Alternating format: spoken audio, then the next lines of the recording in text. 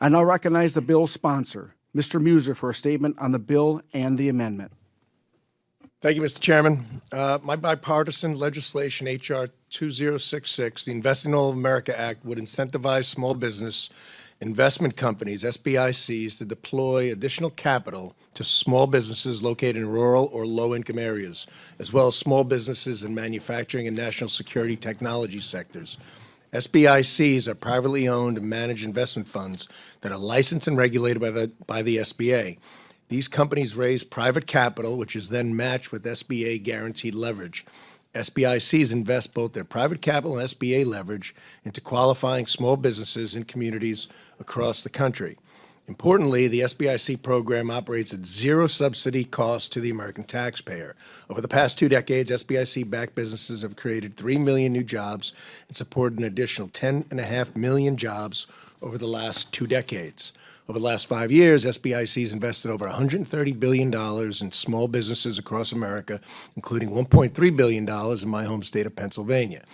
Though the SBIC program is successful, recent studies have shown that less than 20% of SBIC investments reaches low to middle income communities, especially rural ones. The Investing in All of America Act encourages private capital investments in parts of America that are often overlooked by not counting dollars invested in these areas against individual SBIC's leverage cap.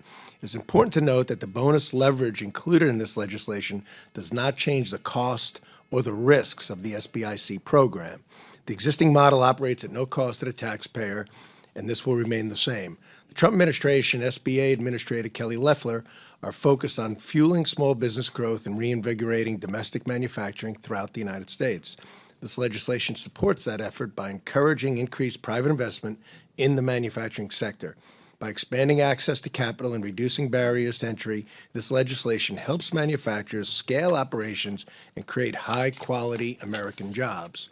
Before I can conclude, Mr. Chairman, I'd like to ask unanimous consent to insert a letter into the record from the Small Business Investor Alliance in support of this legislation. Without objection. Thank you.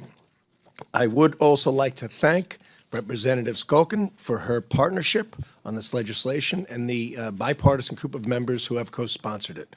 I'd also like to thank Chairman Williams for bringing this bill forward for consideration today. This legislation will have the tangible positive impacts we plan for them to have for our communities. A similar version of this legislation passed this committee and House unanimously last Congress. So I encourage my colleagues to support this legislation. And, Mr. Chairman, I yield back.